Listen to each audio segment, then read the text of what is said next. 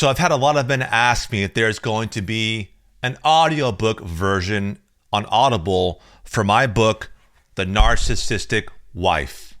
So right now, I'm in the process of recording that audiobook. And in this video, I want to give you guys a sneak peek behind the scenes of how that process is going. And you'll get to hear a chapter for free. Make sure to follow me on Instagram so you can be notified when this audiobook releases. Chapter 3: Abuse Behind Closed Doors. The most common way people give up their power is by thinking they don't have any. Stephen Covey. One of the most damaging things about living with a narcissistic wife is that what you endure doesn't look like abuse from the outside. There are no bruises, no screaming matches your neighbors overhear, no obvious moments you can point to and say, that's it, that's the line. Instead, what you experience is subtle, quiet, and constant. And because it's subtle, you spend years doubting yourself. Subtle emotional abuse that leaves no bruises. Men often tell me the same thing in different words. Nothing technically bad happened, but I feel completely destroyed. That's not an accident. Emotional abuse in narcissistic marriages rarely shows up as overt cruelty.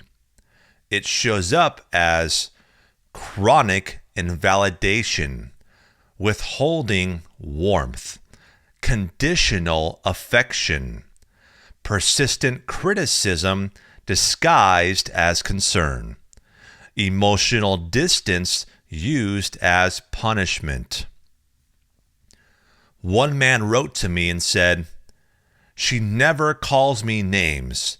She just sighs when I talk, looks bored, or says, 'Why are you making this such a big deal?' After a while, I stopped bringing anything up." Another guy said, "It's like I'm allowed to exist only if I don't need anything." That's abuse. It just doesn't leave marks you can photograph. Gaslighting, when reality becomes negotiable. Gaslighting is not about lying once or twice. It's about systematically destabilizing your perception of reality. Men describe it like this: "I'll bring up something she said last week, and she'll swear she never said it. Not angrily, calmly, confidently. Like I'm the one making it up, or every conversation ends with me apologizing, even when I don't know what I did wrong." Gaslighting works because it doesn't feel dramatic. It feels reasonable. She doesn't yell. She doesn't explode. She just reframes. Over time, you stop trusting your memory. You replay conversations in your head. You start writing things down, not to prove her wrong, but to make sure you are not losing your mind. That's the point. The silent treatment and emotional withdrawal. One of the most common patterns men describe isn't aggression, it's absence, sudden coldness, hours or days of silence, a flat tone, minimal eye contact, no affection. And when you ask what's wrong, you hear, "Nothing. I'm just tired. You are imagining things. I don't want to talk about it. But the message is clear. You have done something wrong. A man in my DMs put it like this. She doesn't argue, she just disappears emotionally. And I panic trying to fix it. That panic is intentional. Emotional withdrawal is a control tactic. It teaches you that connection is conditional. Safety depends on compliance. Peace comes from silence. So you learn to self-edit, to suppress needs, to anticipate moods. Not because you are weak, but because you are trying to survive. How calm can still be cruel. This is where most men get stuck. They think abuse has to look aggressive. But many narcissistic wives are calm, composed, and socially charming. Friends describe them as sweet, emotional, or misunderstood. Meanwhile, behind closed doors, that calm becomes surgical. She doesn't raise her voice. She raises doubt. She doesn't insult you. She questions your character. She doesn't threaten. She implies. One man told me, she never yells. She just looks at me like I'm disappointing her, like I'm defective. That kind of calm cuts deeper than rage because it makes you feel ashamed for reacting at all. While you feel crazy trying to explain it to others. This is one of the most isolating parts of narcissistic abuse. When you try to explain what's happening, you can't quite capture it. You say things like, "It's hard to explain. She didn't do anything specific. It's just the way she makes me feel."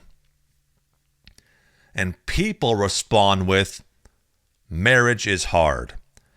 Have you tried communicating? She seems nice.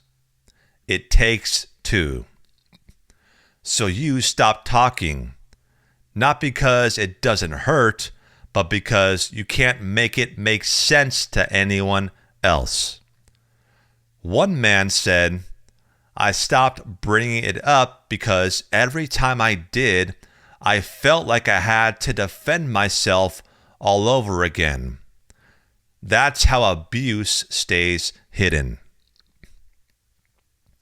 The slow erosion of confidence and identity. Narcissistic abuse doesn't shatter you overnight. It erodes you slowly. You stop trusting your instincts. You second-guess decisions. You lose confidence in your judgment. You feel smaller than you used to. Men often say, "I don't even recognize myself anymore." That's not depression. That's identity erosion. You didn't lose yourself because you are weak. You lost yourself because you were adapting to an environment that punished authenticity. Every time you stayed quiet to avoid conflict, every time you apologized to keep the peace, every time you minimize your needs to protect the relationship, those moments add up until one day you realize you are living a life that feels foreign. Why this abuse is so hard to leave.